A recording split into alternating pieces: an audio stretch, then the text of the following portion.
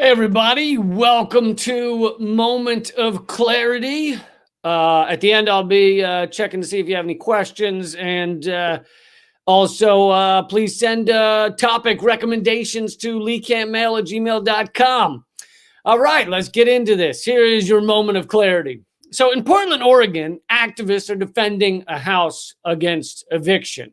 They've put up barricades, driven the police back, and put in a vigilant immediate response team. At times, 100 people have been at the house at one time to keep police from coming in and throwing out the Afro-Indigenous Kenny family, who have lived there for 65 years.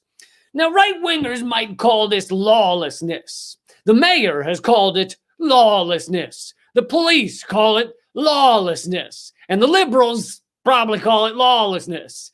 This is not lawlessness. This is the only rational way to behave under these circumstances. We've got a government that has been completely taken over by fucking corporations, psychopaths, and serpent-type slithery things with a lot of legs. They don't care about people's lives or their health or their well-being. All they care about is what the bank tells them to care about. If the bank says jump, they say how high.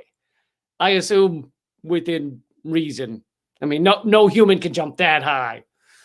Obviously, depends on the human. I'm not going to act like me and Michael Jordan, like, oh, we both jump high. No, he can jump like a lot higher in his prime, at least.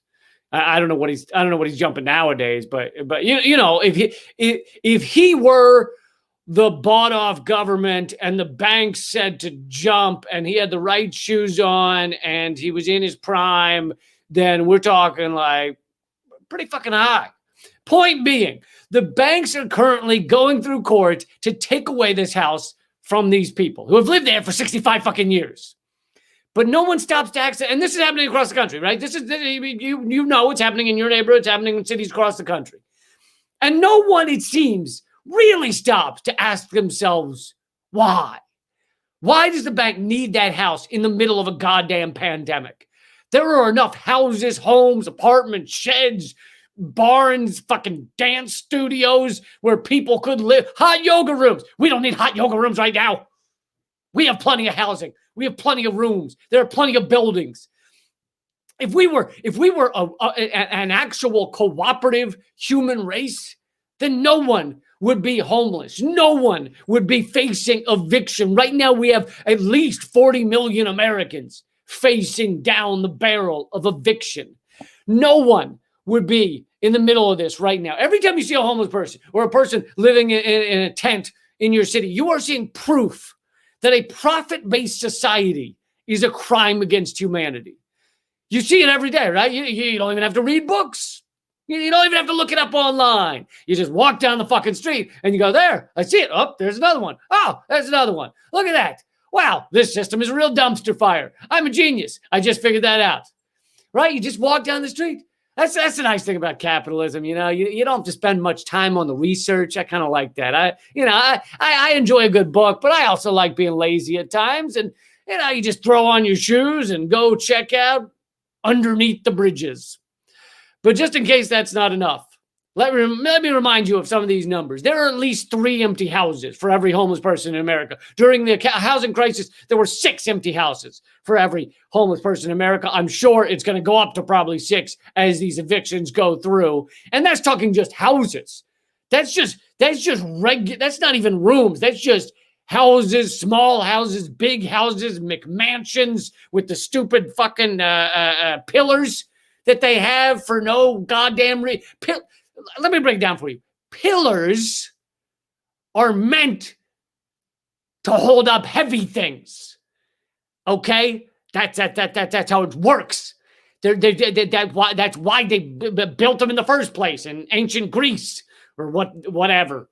The pillars on the McMansions, if you look at them, they hold up like a little triangle. Like they're not holding up shit. It's like putting in a pool as a status symbol, but filling it with rocks. or having a basketball court where the basket is a ficus. Can't play basketball, can you? You just wanted the court there so you could say, look, I got a basketball court. What's the fucking point of the court? The basketball hoop's a ficus. So your stupid pillars don't have a stupid point, is what I'm saying. Well, that's 2 basketball jokes in one episode. I'm really angling for the sports audience on this one. Really gunning for them. Trying to bring in more sports enthusiasts to the show. Point being, there are plenty of homes for everyone. But we don't live in a fair society. We don't live in a society where we help each other out. Our guiding principle of our economic system is greed. So we take as much as possible. And the most greedy of those institutions are the banks. They want even more profit than your average American or your average human being. They want even more profit than everyone else. And one of the ways they do that is by lending to people in such a way that they know the people won't be able to pay forever. It's called predatory lending. Picture like a velociraptor in a necktie, just sitting there going, this is a great loan. You're gonna really love this. This is gonna be really good for you. And then he clinks together his claws. So that's what they are. That's what banks are. Predatory. That's what predatory lending is. And then when the people fall a little behind on their payments, the bank pounces in order to steal the house from the people living in them and thereby profiting even more. They were already profiting from the interest on the loan, and now, but that's not enough for them. They have to steal the house back as well.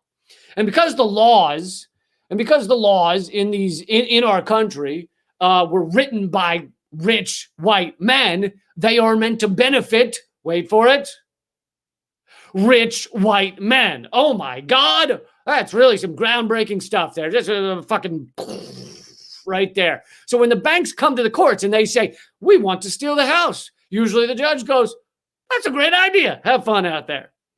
So then the police, which our policing system was created and run by, wait for it, rich white men. The police are asked by the bank to go perpetrate the stealing of the house because the bankers don't usually like to get their shoes dirty, right? Their shoes are pretty great. They cost more than your average orphan child. Ironically, they're also made by orphan children. Anyway, the bankers say, police, go steal this house for us. And then the police, who are the fist of the corporate state, go do it because they're defending the law. So in the case of Portland, and it's happening in many places in the U.S. right now, real live human beings have decided to defend families and their houses. Real, honest to God human beings, unlike the slithery banky things with a lot of legs. These human beings look to their neighbors and their friends and their families, and they think, we need to protect this house and protect this land and protect these friends and neighbors. And so they go there and they help others in their community. Compare that to the bankers who only help get themselves richer. That is their only purpose every day, all day. There is nothing beyond that. I mean, maybe they feed their dog. That's it. That is the only nonprofit thing they do all day. But even that is probably because their wife or husband likes the dog, and so they don't want to kill it by not feeding it because then he or she will freak the fuck out, and they don't want to deal with it. I mean, who wants to deal with that? No one wants to deal with that. So at the end of the day, it's still selfish when they're feeding the dog. And let's remember, these people around the country defending other people from eviction, those facing eviction, they are not extremists. The news and a lot of people have been manipulated to believe, to call them extremists or radicals. They are not extremists. They are not radicals. They are doing the only thing that makes sense in this ridiculous, dystopian, gut-wrenching, painful, collapsing, catch-22, Joseph Heller-Arius reality.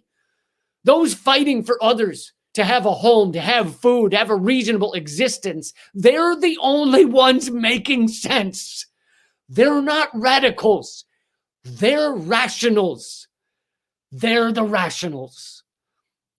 Just like the people fighting around this country, just like the people fighting against pipelines and the people standing up against police abuse and the people demanding an end to our endless wars and the people fighting against logging and polluting and fucking extinctions.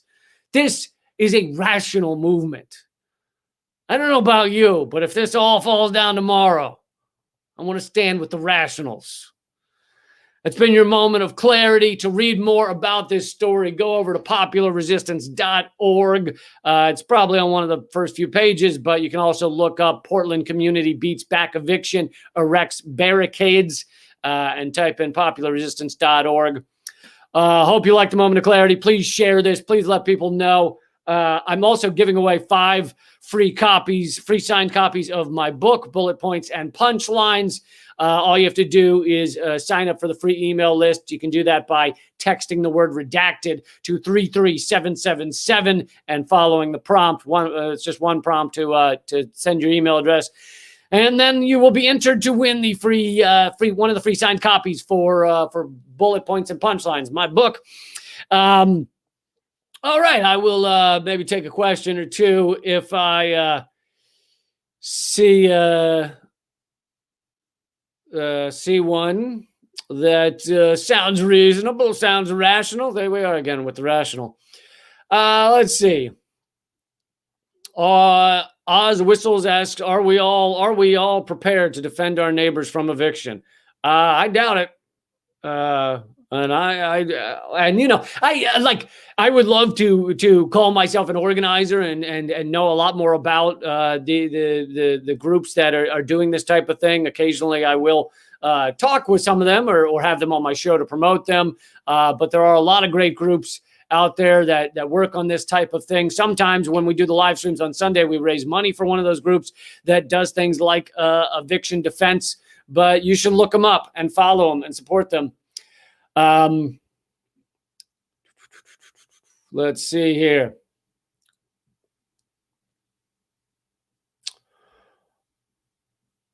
Let's see.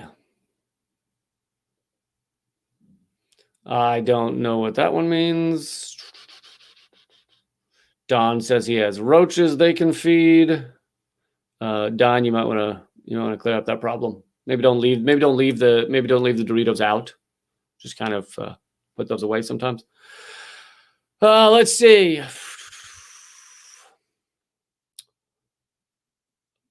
The Coxman Archives is saying he's been doing research on the invasion of Vietnam, and he's heard me mention it on Redacted Tonight a few times, and was hoping that I could recommend some sources. Let's see. I'm wondering where it is I've read the most about what went down on Vietnam. So the place you can actually watch the clip where Defense Secretary McNamara admits on video that the Gulf of Tonkin incident, which was used to get us full-fledged into Vietnam, this was a major incident where we claimed that our ships were attacked by the North Vietnamese South getting everything confused in my head. Should film these earlier in the day. He's talking about the Gulf of Tonkin incident, and he admits on camera that it never happened. He does a little, equivocating about whether we thought it was real, but it's quite clear that they knew almost immediately that the attack on the ships did not happen. In one incident, nothing happened. There were basically 2 incidents. And in the other incident, they spent like half an hour firing at storm clouds that they saw on the radar, and they thought the storm clouds were ships. But it wasn't like we then went to war still not knowing those storm clouds were actually ships attacking us. They knew almost immediately that those were not real, that they had been firing at storm clouds. But they, the government wanted to use that to get Congress to vote for war in Vietnam, and they succeeded. Nowadays, we've just kind of done away with the whole congressional votes on war. We basically just bomb whoever the fuck we want, and we don't even ask Congress. So that's nice. It was that step of getting a whole several hundred representatives of the people to decide who we're at war with. Oh. It just took up so much time. It was just a real nuisance to have to go to representatives and explain to them why there's a war. I mean, here's the thing: is the representatives are bought off anyway, so they would vote for the war anyway. But still, it's like you gotta chit chat with them, and who has the time? So now we've really just done away with the whole congressional approval of war, which really speeds everything up. Dave Dowling says banks decide who wars with who. Yeah, pretty much. I've talked a lot about central banking. Tony DeMeo says the interview with Tara Reid was phenomenal. Thank you, Tony. For those of you who don't know, I had Tara Reid, who is one of the main accusers of Joe Biden. Who said Joe Biden fully sexually assaulted her, not just sexual harassment, not just hair smelling. And she worked for him in the 90s, in the early to mid 90s. And had her on the show and kind of just went through all the details, spent the full half hour with her. You can watch it at youtube.com/redacted tonight. But please do subscribe to youtube.com/moment of clarity, because this one is less censored. And Emmy Hedges asks, is Google censoring you? Yes, in many ways. Google has some did I finish answering the Coxman Archives question about Vietnam? The movie in which McNamara admits that is called The Fog of War, and you should watch The Fog of War. As I recall, I mean, it's been a long time since I watched it, although I've watched the clip of him saying that many times. But as I recall, a pretty great movie. It's kind of McNamara. I think he's had a bit of a come to Jesus moment where he and even that phrase, that expression, come to Jesus moment, it's troublesome. It really is, because a lot of people have killed a lot of people in the name of Jesus. So I don't come to Jesus moment sounds like more killing to me. Honestly sounds like a lot more killing.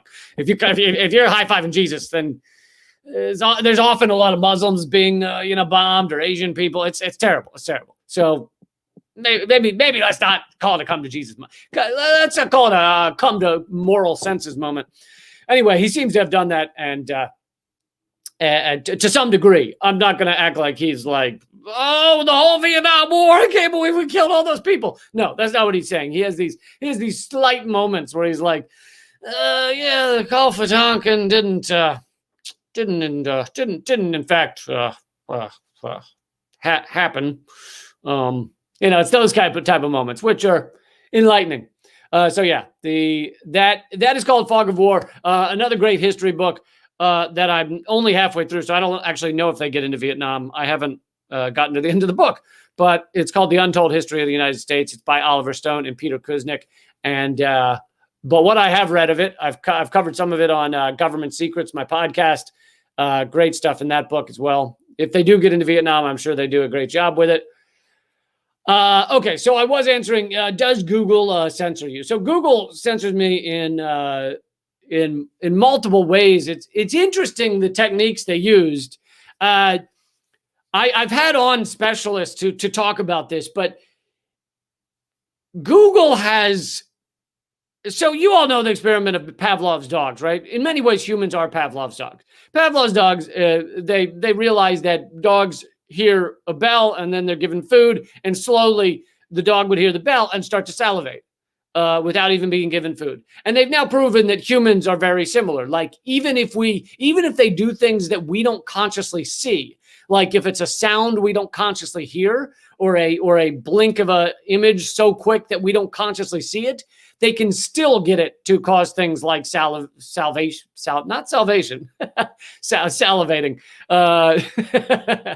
Very, very different, salvation and salivating. That was a come to Jesus moment right there with the salvation.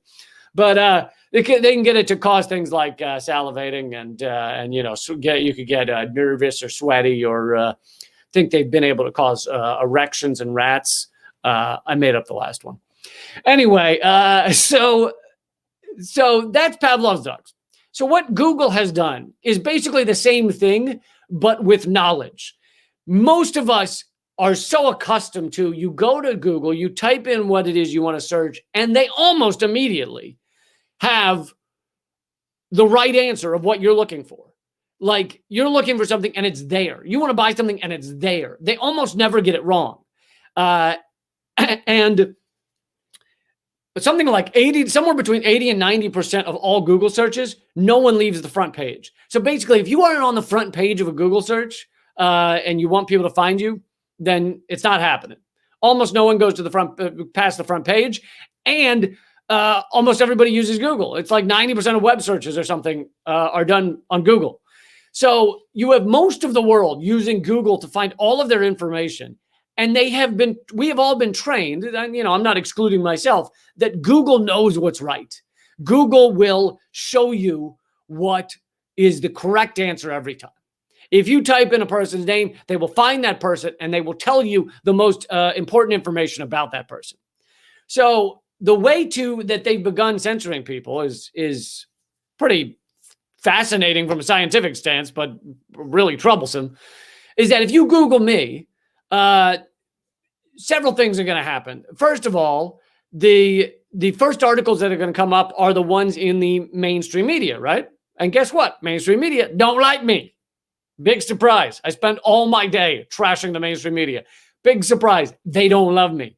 So you're going to get the New York Times article that was completely false, trashing me. I did a response that luckily got a lot of views. And the response caused them to make multiple retractions in the article, proving that they had printed falsehoods. But the article is still up online, and so it'll come up first. And so if you've never heard of me and you Google me, you'll get this garbage article from New York Times. And most people assume that's accurate. Then you'll get, maybe even before that, you'll get Wikipedia, right?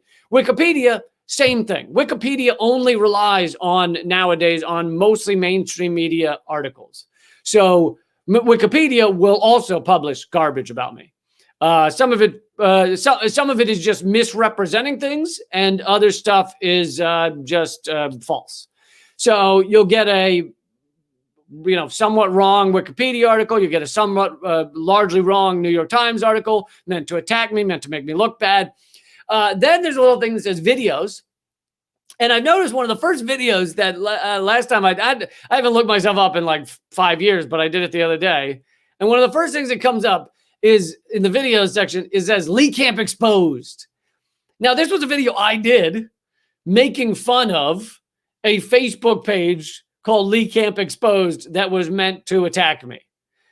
And the video is pretty funny, so I'm fine with anyone watching that video. But I think the reason, but I did it 2-3 years ago. But I think the reason that is, they only show 3 videos. They say, of all the videos on the internet, here are the 3 you need to see about Lee Camp. And one of them is Lee Camp Exposed from 2 years ago. That honestly, if you'd asked me my top 5 videos I wanted you to see that show what I do or what's important to me on my show, I wouldn't even remember that one existed. But I think the reason that's in there is because they thought it was a video that exposes me, that makes me look bad. And so they put it there, the algorithm puts it there as let's reveal Lee Camp to people. What you're not going to get usually on the top page of a Google search like about me is you're not going to get my real work. You're not going to get, you might get my website because that's like the official website, but you're not going to get most of my important stuff that I've done. You're not going to get the stuff I write normally for, Truth Dig. I used to write for Consortium News. You're going to get these mainstream media articles trashing me, and NPR, there's an NPR thing trashing me.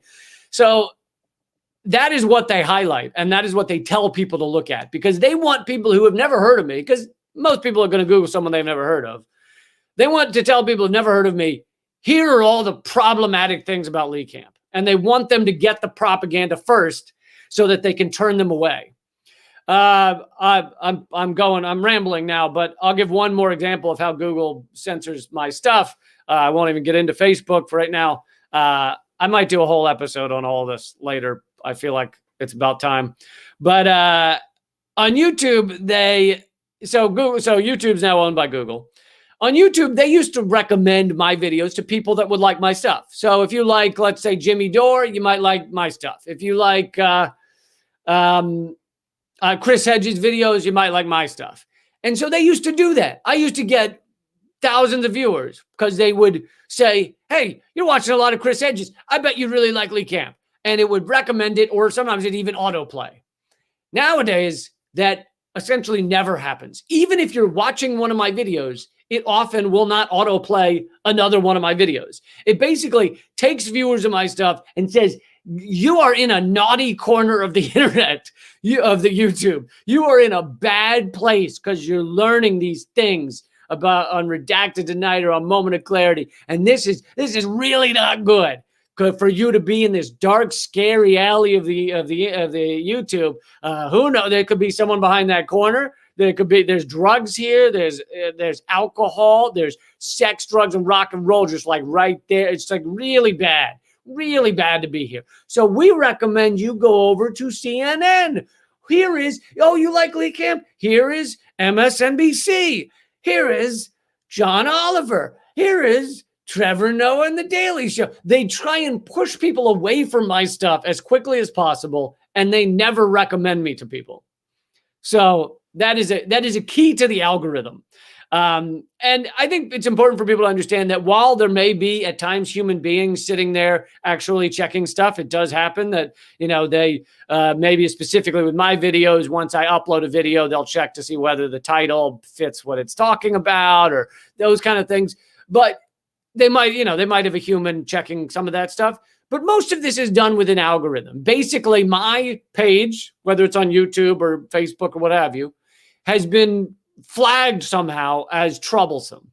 This is not your mainstream corporate media.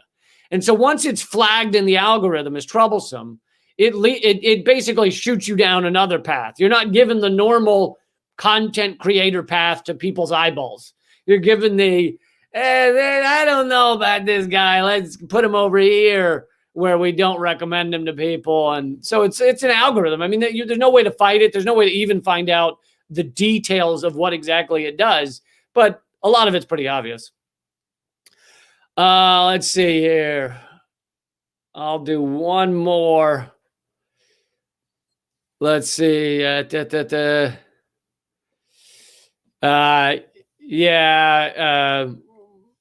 Robert Pukey Ray is talking about Katie Halper and Matt Taibbi. I'm friends with Katie Halper. I've known her a long time. I'm a fan of Matt Taibbi's. I've had him on my show, Redacted Tonight, and I've had Katie on. They do good work. Their show's called Useful Idiots. I do believe that they are not kind of in the suppression censorship algorithm yet because they're under a very big mainstream channel called Rolling Stone. You might have heard of it. So I think when you're under the Rolling Stone banner, you're treated a lot better and you're recommended to people far more so. But let's see.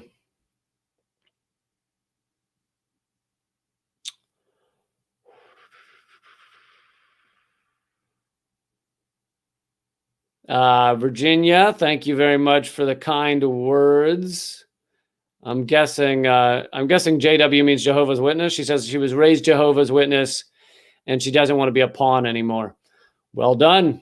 Good for you to see beyond it. Let's see.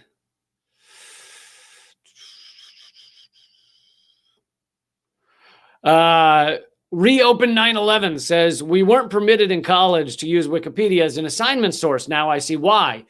Well, it's interesting. It's kind of changed why Wikipedia is troublesome. Wikipedia used to be troublesome because it could be edited by anybody. So someone could throw something up there and you didn't really know where, when it had been edited. And it just, so, Stephen Colbert famously, back during when he was hosting the Colbert Report, had his fans edit a page, and 1,000 people edited it once, and so that got the edit in, and he, I don't know, he got it to say something ridiculous, and he just proved that Wikipedia had those problems. But now it's kind of the reverse has happened. Now Wikipedia has been captured by an elite group of editors. I don't know. There's, maybe 100 at the top echelon, but I think it's of the very top echelon. I think it's more like 30 who do most of the edits. And they are almost exclusively within the kind of corporate media sense of things. They go along with like State Department talking points, and basically anytime the U.S. government puts horse shit out there, they fall for it. And so they really run around, and one of them particularly, although I can't remember his name, but one of them particularly spends his day running around looking up people like me, people that are not in the mainstream media, that criticize the American empire, and basically just making sure our Wikipedia pages are garbage, are filled with anti-us propaganda.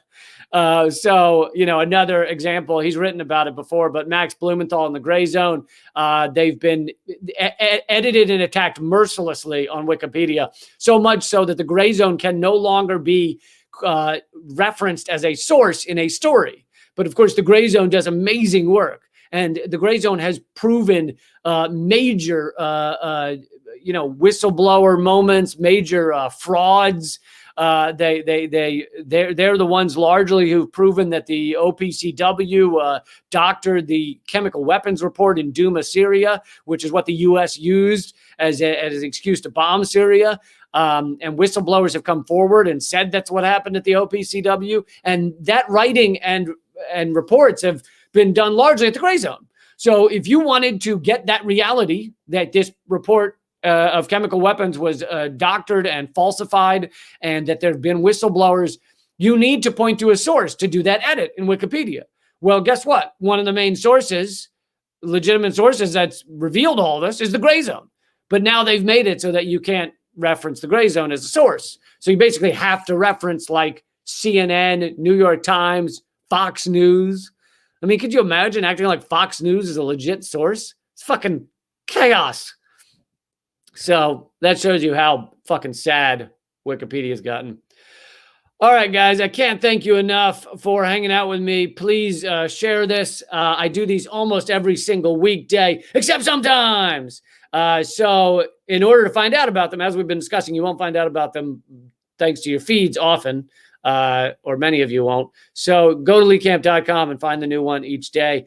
Also, please, if you haven't yet, please check out my podcast, Government Secrets. That's the new one, co-hosted by Graham Elwood. But I promise you, like, a lot of it's evergreen. We talk about a lot of government secrets from the past, and I think you really enjoy it. So you can just you can, since it's evergreen, you can binge listen.